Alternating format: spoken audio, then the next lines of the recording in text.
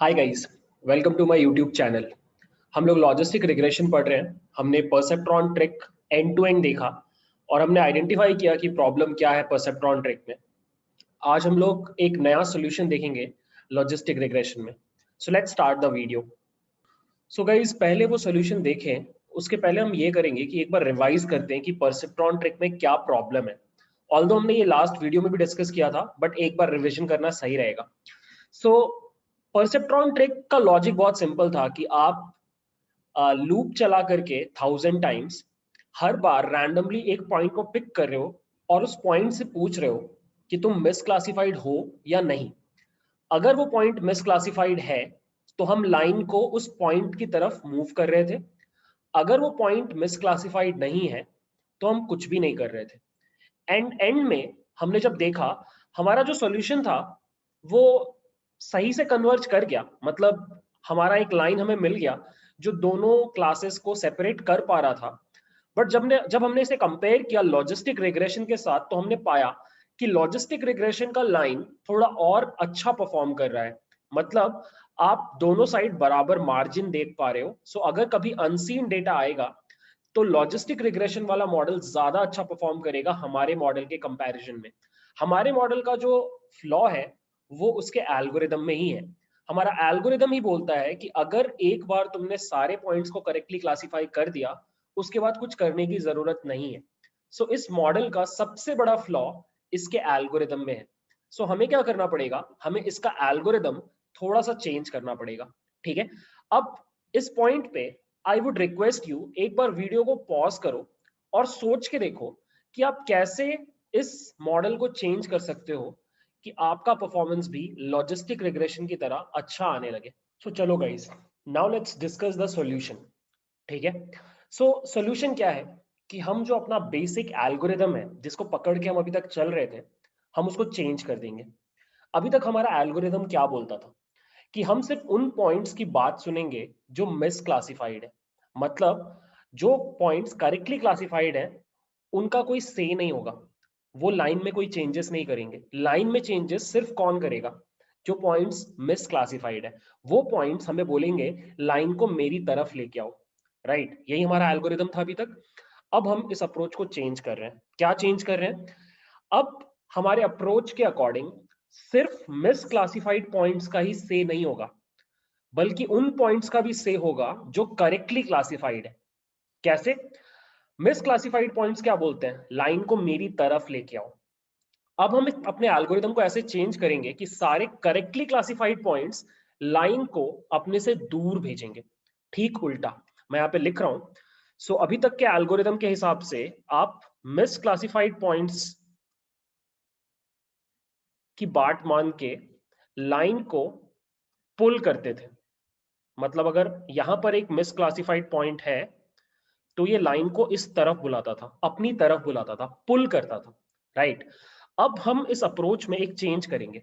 और अप्रोच में चेंज क्या है कि करेक्टली क्लासिफाइड पॉइंट्स जो हैं वो लाइन को पुश करेंगे। मतलब अगर ये करेक्टली क्लासिफाइड पॉइंट है तो ये लाइन को इस डायरेक्शन में धक्का मारेगा। सोच के देखो इस अप्रोच में क्या फायदा है कि जब आपके सारे पॉइंट्स करेक्टली क्लासिफाई हो जाएंगे तब भी आपके लाइन को मूव करना पड़ेगा इस डायरेक्शन में।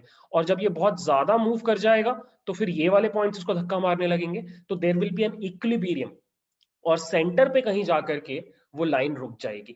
ठीक है। सो एक बार मैं समराइज कर रहा हूं, हमारे अप्रोच में हम ये चेंज करने वाले हैं कि अभी तक हम सिर्फ मिस क्लासिफाइड पॉइंट्स की बात सुन करके लाइन में चेंजेस करते थे।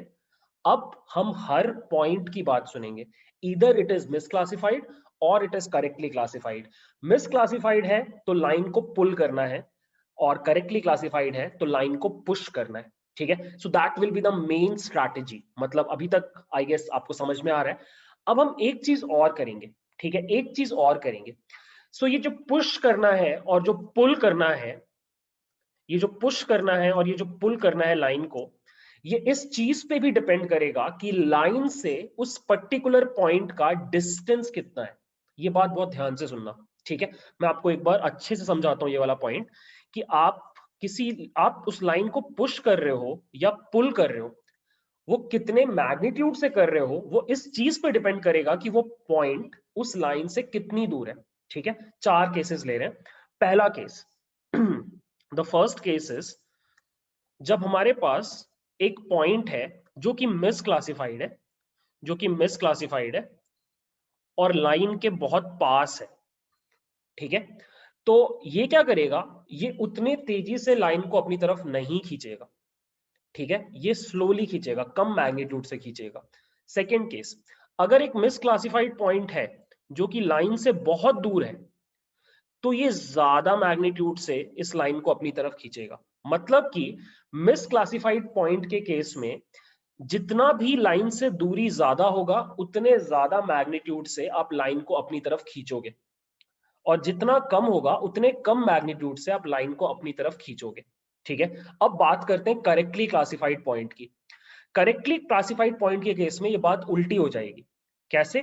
दो एग्जांपल्स लेते हैं। पहला एग्जांपल एक ऐसे पॉइंट का जो लाइन के बहुत पास है। सो जो लाइन के बहुत पास है वो बहुत तेज धक्का मारेगा, वो तेजी से पुश करेगा लाइन को, तेजी से ज्यादा मैग्नीट्यूड के साथ पुश करेगा। और अगर कोई ऐसा पॉइंट है जो लाइन से बहुत दूर है तो वो स्लोली पुश करेगा, उसका मैग्नीट्यूड कम होगा। ठीक है, और ये बहुत इंट्यूटिव भी है। आप सोच के देखो, आप इस पॉइंट के बेसिस पे बहुत तेजी से धक्का नहीं मारना चाहोगे, बट आप इस पॉइंट के बेसिस पे तेजी से धक्का मारना चाहोगे। ठीक है, और इसका ठीक उल्टा ट्रू है जब आप मिस क्लासिफाइड पॉइंट्स का बात कर रहे हो। ठीक है, and that is the change that I am talking about. ये चेंज हम लाएंगे और ये चेंज बिल्कुल वैसे बिहेव करेगा जैसे लॉजिस्टिक रिग्रेशन की क्लास में साइकिट लर्न करवा रहे हैं। ठीक है, सो एक बार समरी के लिए रिवाइज कर रहे हैं। अब हम हर पॉइंट से पूछेंगे कि तुम करेक्टली क्लासिफाइड हो या इनकरेक्टली क्लासिफाइड हो। अगर करेक्टली क्लासिफाइड हो तो धक्का मारेगा, अगर इनकरेक्टली क्लासिफाइड है तो पुल करेगा, खींचेगा। बट कितने मैग्नीट्यूड से खींचेगा या कितने मैग्नीट्यूड से धक्का मारेगा, ये इस बात पे डिपेंड करता है कि उस पॉइंट का उस लाइन से डिस्टेंस कितना है। ठीक है, और वो 4 केसेस मैंने आपको बता दिए। अगर मिसक्लासिफाइड पॉइंट है और लाइन के पास में है तो कम अमाउंट से पुल करेगा, बट अगर मिसक्लासिफाइड पॉइंट है लाइन से बहुत दूर तो ज्यादा अमाउंट में पुल करेगा। और इसका ठीक उल्टा हो जाएगा जब आप करेक्टली क्लासिफाइड पॉइंट्स का बात कर रहे हो। अगर आपका पॉइंट लाइन के बहुत क्लोज है तो बहुत तेजी से पुश करेगा, तेजी से धक्का मारेगा। वेयर एज अगर आपका करेक्टली क्लासिफाइड पॉइंट लाइन से बहुत दूर है तो वो बहुत वीक पुश करेगा, बहुत धीरे से धक्का मारेगा। और इस पूरे डायनामिक्स की वजह से क्या होगा, आपका लाइन इवेंचुअली सही जगह पे पहुंच जाएगा। ठीक है, अब मैंने बहुत सारी बातें बोल तो दी, बट इसको इंप्लीमेंट कैसे करना है, क्या चेंजेस करने पड़ेंगे जिससे हम ये पूरा एल्गोरिदम इंप्लीमेंट कर पाए, उसका सोल्यूशन छुपा है इस इक्वेशन में। ये जो इक्वेशन है, यही इक्वेशन हमने यूज किया था परसेप्ट्रॉन ट्रिक में। इसी इक्वेशन के मैकेनिक्स में हम चेंजेस करेंगे और हमें हमारा रिजल्ट दिखने लग जाएगा। सो नेक्स्ट हम क्या करेंगे, इस इक्वेशन के बारे में थोड़ा डिटेल में बात करेंगे। सो गाइस चलो फिर से एक बार इस इक्वेशन का मैकेनिक समझते हैं। आई नो आपने पहले भी ये पढ़ा है, बट इस पॉइंट पे ये रिवीजन बहुत इंपॉर्टेंट है। सो हम अपने कोफिशिएंट्स को अपडेट करते थे यूजिंग दिस इक्वेशन। एक बार अगर आप इसको रीड आउट करो तो ये इक्वेशन है, नए कोफिशिएंट्स का value will be equal to पुराने कोफिशिएंट्स का value plus learning rate times yi minus yi hat multiplied by xi। ठीक है, और 4 केसेस मैंने आपको बताए थे, और ये रहे वो 4 केसेस। कैसे होते थे ये 4 केसेस?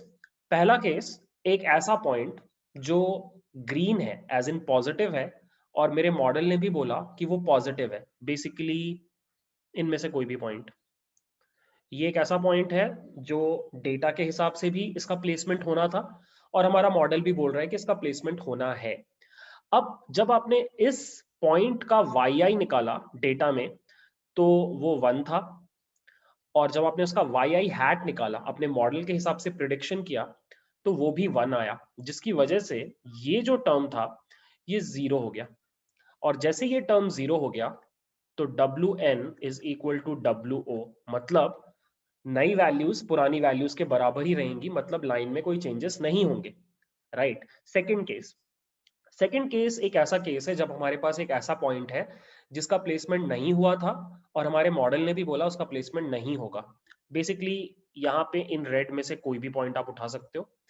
अब यहाँ पर क्या हो रहा है कि आपका वाई आई डेटा में जो है वो जीरो है और आपका प्रिडिक्शन जो है वो भी जीरो है। तो अगेन ये वाला टर्म जीरो हो गया और W N is equal to W naught हो गया। मतलब आपका पुराना और नया वैल्यू सेम रहेगा, मतलब लाइन में कोई चेंजेस नहीं रहेंगे। सो करेक्टली क्लासिफाइड पॉइंट के लिए लाइन मूव नहीं करेगा। बहुत बार सुन चुके हैं। नेक्स्ट थर्ड था कि एक पॉजिटिव पॉइंट, मतलब डेटा में प्लेसमेंट हो चुका है उसका, बट मेरा मॉडल बोल रहा है प्लेसमेंट नहीं होना चाहिए। बेसिकली ये ग्रीन पॉइंट, ठीक है। अब इस ग्रीन पॉइंट के लिए क्या होगा कि वाई आई का वैल्यू है 1 बट वाई आई हैट बोल रहा है 0। तो इन दैट केस ये जो टर्म है ये हो जाएगा 1 और फिर आपका ये इक्वेशन बन जाएगा W N is equal to W old plus learning rate times X I. So basically आप पुराने वाले कोफिशिएंट्स में कुछ ऐड करोगे और ऐड करने से आप लाइन को इस तरफ मूव करते हो। ये हमने लास्ट वीडियो में देखा था, ठीक है। फोर्थ केस एक ऐसा बंदा है जिसका प्लेसमेंट नहीं हुआ है बट आपका मॉडल बोलता है कि होना चाहिए, ये बंदा, ठीक है। अब इस बंदे के केस में वाई आई हो जाएगा 0 बट वाई आई हैट हो जाएगा 1। तो ये जो पूरा टर्म है ये हो जाएगा -1 और आपका इक्वेशन बन जाएगा W N is equal to W old minus learning rate times X I. मतलब आप अपने कोफिशिएंट्स में कुछ सब्ट्रैक्ट करोगे तो लाइन ऊपर की तरफ मूव करेगा, ठीक है। ये हमने पढ़ा। अब मुझे इस इक्वेशन में इस तरीके से चेंजेस करने हैं कि पहले दो केसेस के लिए जब ये वाला टर्म जीरो हो जा रहा था मुझे W N is equal to W old नहीं चाहिए, मुझे फिर भी चेंजेस करने हैं। इवन इफ ये जीरो हो रहा है मुझे चेंजेस करने हैं, ठीक है। अब कैसे आप ये काम कर सकते हो, मैं थोड़ा सा स्क्रीन रब कर देता हूं। देखो, हमें समहाउ इस टर्म को जीरो होने से रोकना है, क्योंकि अगर ये जीरो हो गया तो ये पूरा टर्म जीरो हो जाएगा और ये पूरा टर्म अगर जीरो हो गया तो W N is equal to W old हो जाएगा, जिसका मतलब लाइन में कोई चेंजेस नहीं होंगे। तो इस पूरे टर्म को जीरो होने से रोकने का मतलब है कि वाई आई माइनस वाई आई हैट को जीरो होने से रोकना है। अब वाई आई माइनस वाई आई हैट में अगर आप वाई आई का बात करो तो ये तो सिंपली आपका डेटा है, ये तो सिंपली आपका डेटा है, इसमें तो आप कुछ चेंजेस नहीं कर सकते। जो भी चेंजेस आप कर सकते हो वो है वाई आई हैट में। और वाई आई हैट क्या है, मॉडल के प्रिडिक्ट करने का तरीका, ये मॉडल का प्रिडिक्शन ही तो है। अब एक बार अगर डिस्कस करें कि ये मॉडल प्रिडिक्शन करता कैसे था तो आपको शायद पता है। हमारा मॉडल एक लाइन है तो उसका इक्वेशन ये है w1x1 plus w2x2 plus w0 equal to 0। अब अगर मुझे एक नया CGPA दिया जाए और एक नया IQ दिया जाए और मुझे प्रिडिक्ट करना है कि इस बंदे का प्लेसमेंट होगा या नहीं होगा, तो मैं क्या करता था, मैं लिखता था W1 का जो भी वैल्यू है मल्टीप्लाइड बाय 8.1 ये वैल्यू प्लस W2 का जो भी वैल्यू है उसको मैं मल्टीप्लाई करता था 81 से प्लस W0 का जो भी वैल्यू है ये मैं कैलकुलेट करता था। अब अगर ये value greater than equal to 0 है तो मैं बोलता था 1 प्लेसमेंट होगा, और अगर ये वैल्यू लेस देन 0 है तो मैं बोलता था 0 प्लेसमेंट नहीं होगा। सो इन शॉर्ट आप ये कैलकुलेट करते थे सिग्मा डब्ल्यू आई एक्स आई और इसके साइन के बेसिस पे आप बताते थे कि प्लेसमेंट होगा या नहीं होगा। तो हमेशा हमारे मॉडल का जो प्रिडिक्शन होता है वो या तो 0 होता है या तो 1 होता है, या तो प्लेसमेंट होगा या तो नहीं होगा। स्टेप फंक्शन हम यूज कर रहे हैं, अगर लेस देन कुछ भी भेज रहे हो 0 तो आपको 0 मिल रहा है, अगर आप 0 से ज्यादा भेज रहे हो तो वो 1 दे रहा है, ठीक है। अब मुझे क्या करना है, अगर यहाँ पे 0 और 1 ही का प्रिडिक्शन आता रहा तो ये 0 होता रहेगा। मुझे समहाउ एक चेंज करना है कि मेरा मॉडल का जो प्रिडिक्शन है अब वो 0 और 1 ना आए, वो कुछ और नंबर आए, जिसकी वजह से वाई आई माइनस वाई आई हैट 0 ना हो। मेरा टारगेट यही है कि मुझे वाई आई हैट को कुछ इस तरीके से कैलकुलेट करना है कि वाई आई माइनस वाई आई हैट 0 ना हो। 0 क्यों हो रहा है, क्योंकि हम स्टेप फंक्शन यूज कर रहे हैं। स्टेप फंक्शन का आउटपुट इज ईदर 0 और 1, और जब हम उसको सब्ट्रैक्ट कर रहे हैं तो 0 आ जा रहा है। मुझे अपना आउटपुट मैकेनिज्म चेंज करना पड़ेगा। मुझे स्टेप फंक्शन अब यूज नहीं करना है, क्योंकि स्टेप फंक्शन का आउटपुट इज डिस्क्रीट 0 1। मुझे कुछ और फंक्शन से स्टेप फंक्शन को रिप्लेस करना पड़ेगा, सो दैट मेरा आउटपुट इज नॉट 0 और 1। और यहीं पर हमारे पास एक फंक्शन आता है जिसको हम बोलते हैं सिग्मॉइड। बहुत नाम सुना होगा आपने, डीप लर्निंग पूरा सिग्मॉइड के भरोसे ही चल रहा है, मतलब एटलीस्ट कुछ दिनों पहले तक। But sigmoid is one of the most famous mathematical functions in machine learning and deep learning. Sigmoid को हम यूज करेंगे, और sigmoid को यूज करने से आप नोटिस करोगे कि हमने जो डिस्कशन किया, हमने जो स्ट्रैटेजी में चेंज किया, वो आप अप्लाई कर पाओगे जब आप sigmoid फंक्शन यूज करोगे। ठीक है, तो नेक्स्ट हम लोग sigmoid के बारे में थोड़ा डिटेल में डिस्कशन करेंगे और देखेंगे कि sigmoid को इंप्लीमेंट करने से इस इक्वेशन का बिहेवियर कैसे चेंज होता है। So guys, now let's talk about the sigmoid function. So sigmoid function is just a function. It's a mathematical function जिसमें अगर आप कुछ इनपुट देते हो तो आपको कुछ आउटपुट मिलता है। ठीक है, इस फंक्शन का जो इक्वेशन है वो यहाँ पे लिखा हुआ है। अगर आप इसको एक इनपुट दे रहे हो z, तो इसका जो आउटपुट होगा वो होगा 1 divided by 1 plus e to the power minus z। ठीक है, जब आप इस फंक्शन का ग्राफ प्लॉट करोगे तो ये ग्राफ कुछ ऐसा दिखाई देता है। ठीक है, और ये बहुत ही स्पेशल है ये ग्राफ, क्योंकि अगर आप देखो यहाँ पे आपका z है और ये आपका आउटपुट है y is equal to sigma z। By the way इसको इस सिग्मा नोटेशन से, सिग्मा नहीं है, जो भी नोटेशन आई डोंट रिमेंबर, इस नोटेशन से डिनोट किया जाता है। अब देखो, अगर आपके z की वैल्यू बहुत हाई है, बहुत ज्यादा हाई है, तो आपका y का value will be tending to 1। कभी भी कंप्लीटली 1 नहीं होगा, मतलब इनफाइनाइटली हाई वैल्यू पे जाकर के ये 1 होगा। ठीक है, अगर आपके z का वैल्यू बहुत कम है, लाइक इनफाइनाइटली, मतलब माइनस इंफिनिटी है, तो सिग्मॉइड का वैल्यू 0 होगा। और अगर आपके z का वैल्यू 0 है, तो आपके सिग्मॉइड का वैल्यू एग्जैक्टली 0.5 होगा। मतलब आप z को अगर माइनस इंफिनिटी से इंफिनिटी के बीच में वेरी करोगे, तो जो y है वो 0 से 1 के बीच में वेरी करता है। मतलब आप इस फंक्शन को कितना भी बड़ा इनपुट दे दो या कितना भी छोटा इनपुट दे दो, इस फंक्शन का output will always be in the range of 0 to 1। This is the main part about this algorithm, I am sorry, this mathematical function. और ये जो इसका फीचर है कि कितने भी बड़े नंबर को ये स्केल डाउन कर देता है 0 से 1 के रेंज में, ये बहुत ही यूजफुल फीचर है। ठीक है, अब क्वेश्चन ये आता है कि ठीक है, मुझे समझ में आ गया कि सिग्मॉइड फंक्शन एक बहुत इंपॉर्टेंट फंक्शन है, बट मैं उसको कैसे यूज करूंगा? हम क्या करेंगे, हम अभी तक yi कैसे, मतलब yi हैट कैसे कैलकुलेट करते थे? अभी तक हम क्या करते थे, हम किसी भी एक पर्टिकुलर गिवन इनपुट के लिए, लेट्स से हमारे पास CGPA है 7.5 और हमारा IQ है 81, और हमें प्रिडिक्ट करना है कि इस बंदे का प्लेसमेंट होगा या नहीं होगा, लेट्स से। तो yi हैट कैसे कैलकुलेट होता था? आपके पास W1, W2 और W0 कोफिशिएंट्स होते थे। आप W1 मल्टीप्लाइड बाय 7.5 करते थे, प्लस W2 मल्टीप्लाइड बाय 81 करते थे, और उसमें W0 को जोड़ देते थे। ठीक है, ये जो नंबर आता था इसको आप एक स्टेप फंक्शन में भेज देते थे कि अगर ये जो नंबर है, let's denote this number with z, अगर z is greater than equal to 0 तो आप बोलते थे कि प्लेसमेंट होगा, अगर z इज लेस देन 0 तो आप बोलते थे प्लेसमेंट नहीं होगा। अब हम क्या करेंगे, rather than using this step function, we will replace it with the sigmoid function. ठीक है, मतलब हम ये चीज तो कैलकुलेट करेंगे ही, ये जो हम कैलकुलेट करते थे wi xi, ये हम अभी भी कैलकुलेट करेंगे, बट अब इसको हम स्टेप फंक्शन में देने के बजाय हम सिग्मॉइड फंक्शन में देंगे।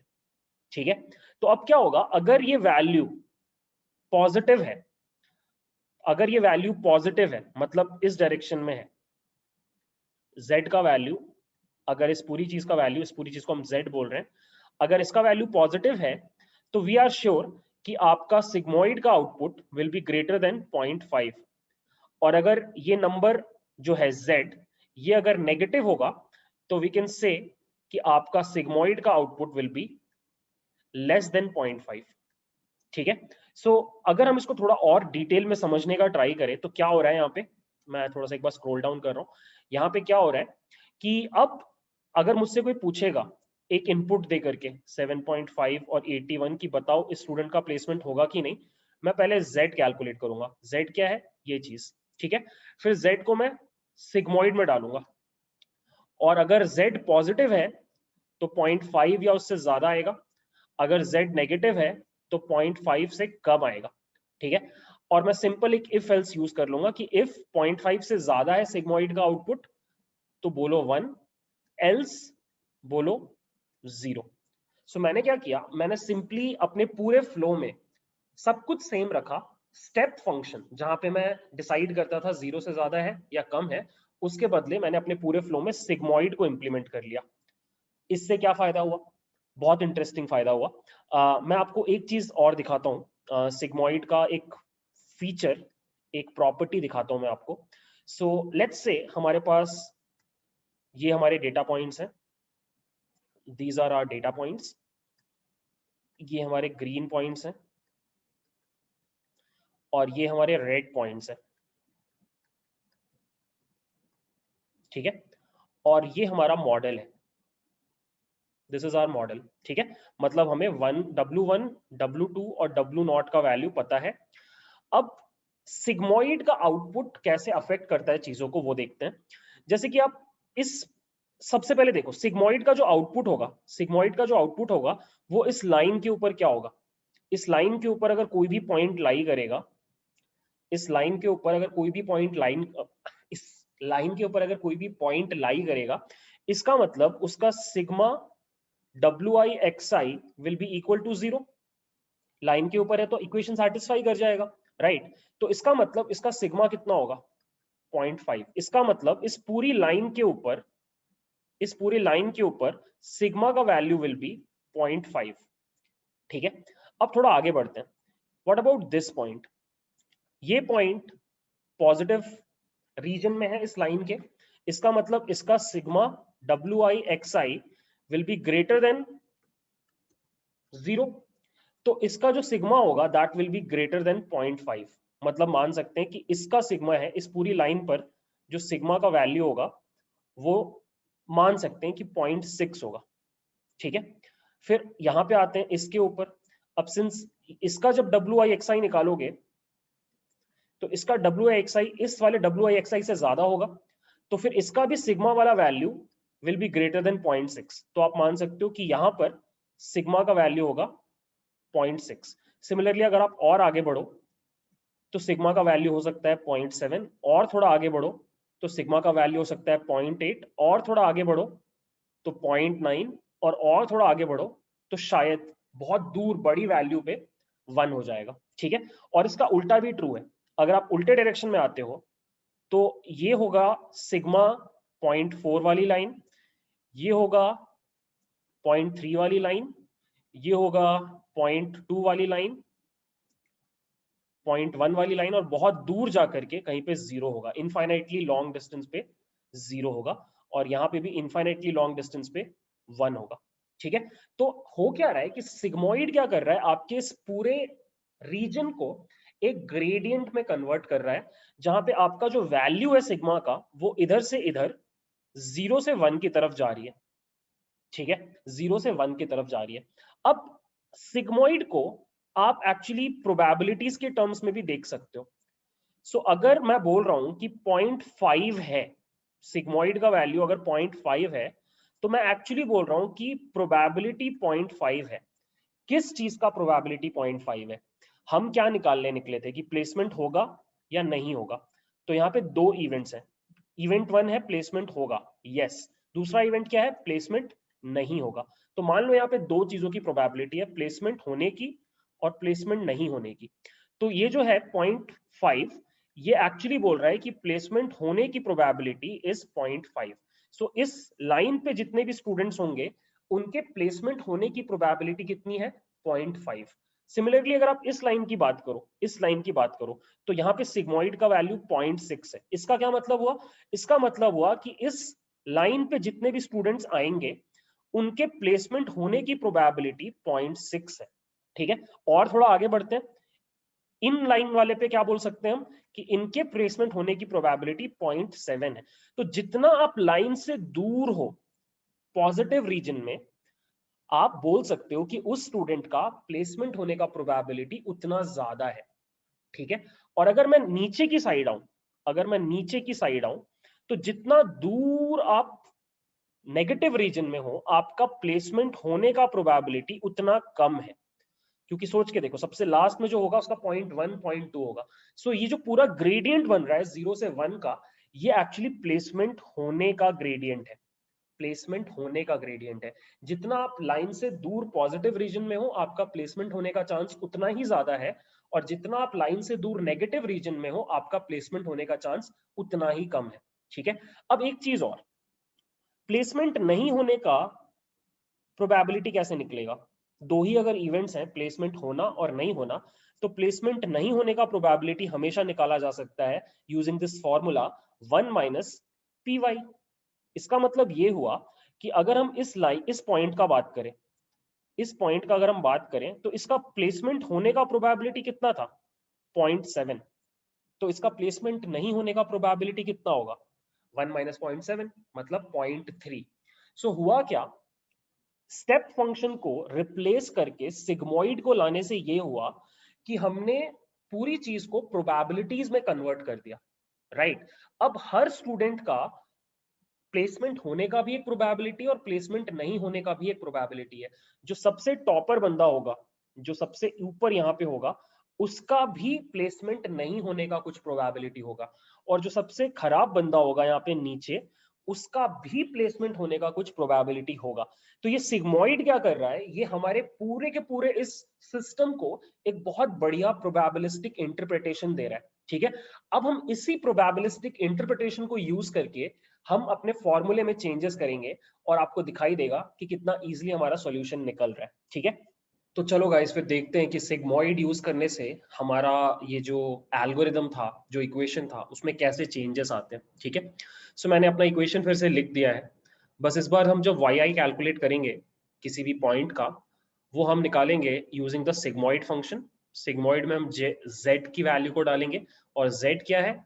Sigma W I x I. Basically उस पर्टिकुलर पॉइंट के कोऑर्डिनेट्स को हम डॉट प्रोडक्ट कर देंगे हमारे कोफिशिएंट्स के साथ। ठीक है, तो मैंने यहाँ पर एक चार्ट बना लिया है, मेरे पास 4 पॉइंट्स हैं। सो you can clearly see data के हिसाब से इन 4 में से 2 पॉइंट्स पॉजिटिव हैं और 2 पॉइंट्स नेगेटिव हैं। मैंने यहाँ पे वाई आई उनका लिख लिया है। अब मैं उनका वाई आई हैट निकालूंगा। ठीक है, तो थोड़े से मैं अजम्पशंस ले रहा हूँ, मेरे पास एग्जैक्ट नंबर्स नहीं है। चलो मान लेते हैं कि जब हमने इसके लिए z निकाला, इस पॉइंट के लिए z as in dot product of coefficients and आपका जो कोऑर्डिनेट्स हैं, अगर हमने वो निकाला डब्ल्यू आई एक्स आई, तो मान लो ये आया 50, मान लो ये आया 50। ठीक है, और इसके लिए जब हमने z निकाला तो ये आया, लेट्स से 50 है तो 30 मान लेते हैं। ठीक है, जब हमने इसके लिए z निकाला तो ये नेगेटिव आना चाहिए क्योंकि लाइन के नीचे है ये, तो ये आया -20, और ये आया z इक्वल टू -40 मान लेते हैं। ठीक है, अब हमें क्या करना है, हमें हर पॉइंट का वाई आई हैट कैलकुलेट करना है। सो वाई आई हैट निकालने के लिए आपको क्या करना पड़ेगा, z को सिग्मोइड में डालना पड़ेगा। तो जितना बड़ा नंबर आप डालोगे उतना ही 1 की तरफ जाओगे, जितना छोटा नंबर डालोगे उतना ही आप 0 की तरफ जाओगे। सो यू कैन सी इस पॉइंट पे हम मान सकते हैं कि इसका सिग्मा ऑफ z सिंस बहुत बड़ा है, तो ये 0.8 है। ठीक है, मतलब इस स्टूडेंट का मेरे मॉडल के हिसाब से प्लेसमेंट होने का प्रोबेबिलिटी इज 0.8, 80%। ठीक है, सिमिलरली इस पॉइंट का सिग्मा निकालने पे आ रहा है मान लो 0.65। सो मेरे मॉडल के हिसाब से इस स्टूडेंट का प्लेसमेंट होने का प्रोबेबिलिटी 65% है। ठीक है, अगर हम इस स्टूडेंट का बात करें तो यहां पर प्रोबेबिलिटी आएगा, मान लेते हैं 0.3, क्योंकि नेगेटिव है तो 0 की तरफ जाएगा, तो 0.3। तो इस स्टूडेंट का प्लेसमेंट होने का प्रोबेबिलिटी है 0.3, और इस स्टूडेंट का मान लेते हैं प्रोबेबिलिटी है 0.15, सबसे कम। ठीक है, बेस्ड ऑन द डिस्टेंस हमने कैलकुलेट कर लिया। इन वैल्यूज को मैं यहाँ पे अगर फिल करूँ तो पहला जो स्टूडेंट है ये वाला, इसका प्रोबेबिलिटी इज 0.8, इस स्टूडेंट का 0.65, इस स्टूडेंट का 0.3 और इस स्टूडेंट का 0.15। ठीक है, अब अगर मैं सब्ट्रैक्शन करूं वाई आई माइनस वाई हैट निकालने के लिए, क्योंकि मुझे यहाँ पे निकालना है, तो यहाँ पे आएगा 0.2, यहाँ पे आएगा -0.65, यहाँ पे आएगा 0.7 और यहाँ पे आएगा -0.15। कैन यू सी किसी भी पॉइंट के लिए वाई आई माइनस वाई आई हैट जीरो नहीं आया, जैसा कि स्टेप फंक्शन में होता था। स्टेप फंक्शन में सिंस आपका आउटपुट या तो जीरो होता था या तो वन होता था, तो फिर वो हमेशा जीरो या वन ही आता था आपका सब्ट्रैक्शन, और फिर ये इक्वेशन में ये वाला टर्म जीरो हो जाता था। बट सिंस अब ये नंबर है, कंटिन्यूअस नंबर्स है बिटवीन जीरो एंड वन, अब आपका output will never be zero और वन। दैट इज वाई ये वाला जो डिफरेंस है ये कभी भी आपका अब जीरो नहीं होगा। और अब आप देख सकते हो, पहले पॉइंट की बात करते हैं, फर्स्ट पॉइंट की, इस पॉइंट की बात कर रहे हैं। ये एक ऐसा पॉइंट है जो सही जगह पर है, मतलब इसके हिसाब से पुराने वाले लॉजिक अगर हम यूज करते तो कोई चेंज नहीं आना चाहिए था कोफिशिएंट्स में। बट अब देखो हमारा इक्वेशन क्या हो जाएगा, हमारा इक्वेशन हो जाएगा Wn is equal to W old plus learning rate times जो भी यहां पर है multiplied by 0.2 multiplied by xi। तो हम कुछ ऐड कर रहे हैं, कुछ ऐड कर रहे हैं अगर हम कोफिशिएंट में, तो लाइन को नीचे की तरफ भेज रहे हैं, लाइन को नीचे की तरफ भेज रहे हैं। सो मैंने बोला था ना कि अगर आपका पॉइंट सही से क्लासिफाइड होगा वो लाइन को पुश करेगा। सो सिंस हम कोफिशिएंट्स में कुछ ऐड कर रहे हैं, हम लाइन को नीचे भेज रहे हैं, तो इन अ वे हम कह सकते हैं कि ये वाला पॉइंट इस लाइन को नीचे पुश कर रहा है। ठीक है, सेकंड देखते हैं, इस वाले पॉइंट के बारे में बात करते हैं। सो इसके लिए क्या हो जाएगा, इसके लिए Wn हो जाएगा W naught plus learning rate times -0.65। सो मैं क्या करता हूं, यहां पे साइन चेंज करके माइनस लिख देता हूं, माइनस लिख देता हूं और मैं मल्टीप्लाई करता हूं विथ 0.65 मल्टीप्लाइड बाय xi। ठीक है, और अब देखो गाइस, अब आप कुछ सब्ट्रैक्ट कर रहे हो पुराने वाले में से, तो आप एक्चुअली लाइन को ऊपर खींच रहे हो, आप लाइन को एक्चुअली ऊपर खींच रहे हो। तो ये पॉइंट क्या कर रहा है, ये पॉइंट को लाइन को अपनी तरफ खींच रहा है, पुल कर रहा है। ठीक है, क्योंकि ये मिसक्लासिफाइड पॉइंट है तो इसने तो चेंजेस करने थे, ये चेंजेस कर रहा है। अब हम बात करते हैं इस वाले पॉइंट की, ये मिसक्लासिफाइड पॉइंट है। सो ये क्या करेगा, ये अपनी तरफ खींचेगा। तो देखो क्या होगा, हम इसकी बात कर रहे हैं। सो हमारा इक्वेशन हो जाएगा for this point Wn is equal to W naught plus learning rate times 0.7 xi। सो फिर से अगर आप कुछ ऐड कर रहे हो तो आप नीचे लेके आ रहे हो, आप लाइन को नीचे लेके आ रहे हो, तो ये पॉइंट क्या कर रहा है, लाइन को अपनी तरफ खींच रहा है, पुल कर रहा है। ठीक है, और लास्ट देखते हैं, लास्ट वाला पॉइंट जो है which is this red point, हम इस रेड पॉइंट की बात कर रहे हैं। सो इस रेड पॉइंट के लिए क्या हो जाएगा, Wn will be equal to W old, since यहाँ पे माइनस है तो ये minus learning rate times 0.15 multiplied by xi। सो फिर से आप क्या कर रहे हो, आप लाइन को ऊपर की तरफ पुश कर रहे हो, ऊपर की तरफ पुश कर रहे हो। सो सिंस ये सही से क्लासिफाइड पॉइंट था, ये धक्का मार रहा है, ऊपर की तरफ धक्का मार रहा है। ठीक है, एंड यू कैन सी हम वो कर पा रहे हैं जो हमने प्लान किया था, हम वो कर पा रहे हैं जो हमने प्लान किया था। अब क्या हो रहा है, आपका हर पॉइंट कुछ ना कुछ लाइन के साथ एक बिहेवियर शो कर रहा है। अगर सही से क्लासिफाइड है तो अपनी तरफ खींच रहा है, अगर गलत से क्लासिफाइड है, सॉरी, अगर सही से क्लासिफाइड है तो पुश कर रहा है, और अगर गलत से क्लासिफाइड है तो उसको पुल कर रहा है। ठीक है, तो यू कैन सी हमने जो पूरा का पूरा मेहनत किया वो अब हमें दिख रहा है कि कैसे काम कर रहा है। ठीक है, एक चीज और डिस्कस करते हैं कि कितना दूरी है उसके बेसिस पे मैग्नीट्यूड चेंज हो रहा है कि नहीं। हमने डिस्कस किया था ना कि कितने अमाउंट से पुश करेगा या पुल करेगा, ये इस बात पे डिपेंड करता है कि दूरी कितनी है लाइन से उस पॉइंट की। तो वो भी एक चीज हम लोग देख लेते हैं। सो गाइज अब हम लोग देखेंगे, हमने जो पॉइंट डिस्कस किया था कि जो मैग्नीट्यूड होता है लाइन को अपनी तरफ खींचने का या धक्का मारने का, वो डिपेंड करता है पॉइंट के डिस्टेंस से। लाइन के साथ जो डिस्टेंस है पॉइंट का, उसके ऊपर डिपेंड करता है कि कितने मैग्नीट्यूड से वो पॉइंट उसको पुल करेगा या पुश करेगा। ये पॉइंट हम लोग प्रूव करने के लिए एक सेटअप मैंने क्रिएट किया है। यहाँ पे दो करेक्टली क्लासिफाइड पॉइंट्स हैं और दो इनकरेक्टली क्लासिफाइड पॉइंट्स हैं। ठीक है, हम लोग सारा बात पॉजिटिव रीजन का कर रहे हैं। सो एक काम करते हैं, पहले हम लोग डिस्कस करते हैं कि करेक्टली क्लासिफाइड पॉइंट्स में क्या हो रहा है। ठीक है, ऑब्वियसली ये दोनों पॉइंट्स क्या करेंगे, लाइन को धक्का मारेंगे, अपने से दूर ले जाएंगे। सो अभी मान लेते हैं थोड़ी देर के लिए कि जब हम z कैलकुलेट करेंगे इस पॉइंट के लिए, मतलब जब हम डॉट प्रोडक्ट करेंगे लाइन के कोफिशिएंट्स का इस पॉइंट के कोऑर्डिनेट के साथ, तो मान लेते हैं ये डिस्टेंस आ रहा है 10।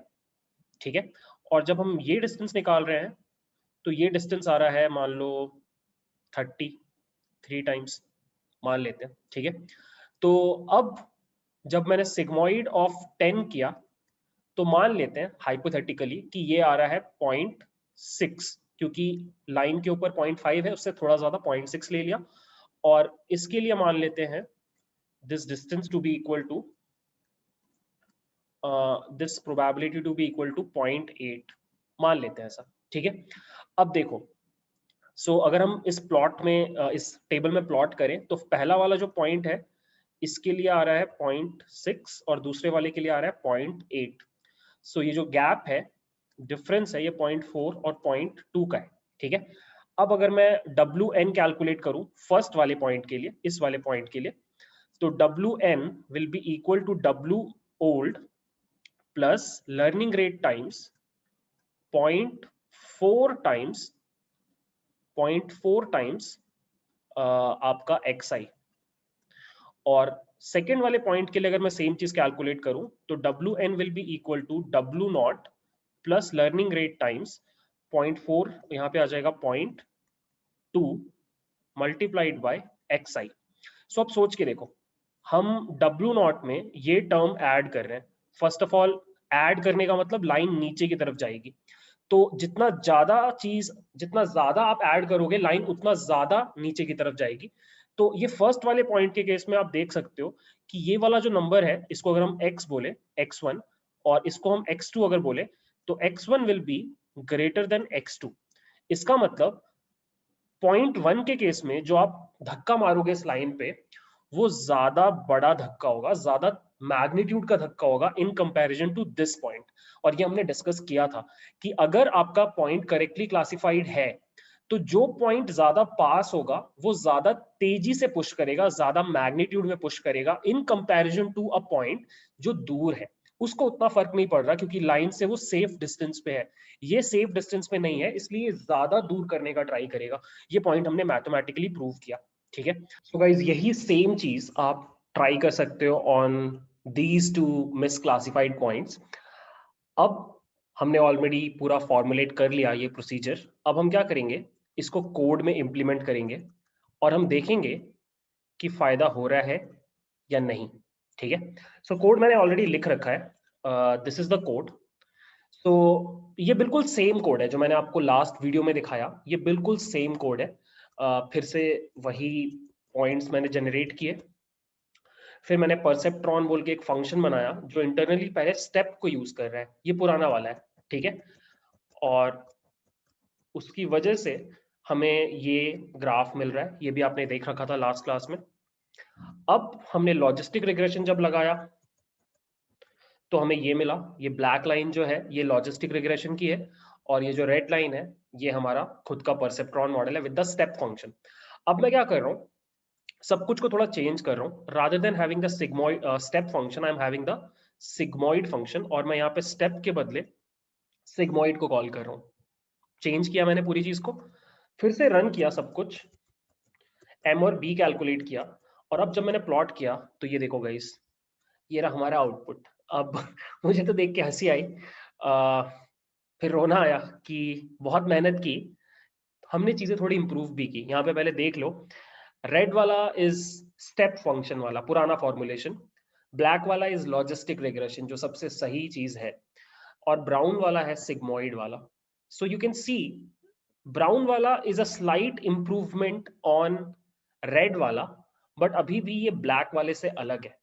सो इसका मतलब ये जो हमने चेंजेस किए, ये सही चेंजेस थे, सही डायरेक्शन में किए गए चेंजेस थे, बट अभी भी हम एकदम परफेक्ट सॉल्यूशन पे नहीं आ पाए हैं। अभी भी कुछ गड़बड़ है इस अप्रोच में। लॉजिस्टिक रिग्रेशन जो है साइकिट लर्न का, वो अभी भी कुछ और यूज कर रहा है, कुछ बेटर यूज कर रहा है, एंड दैट इज व्हाई उनका सोल्यूशन अभी भी हमसे बेटर आ रहा है।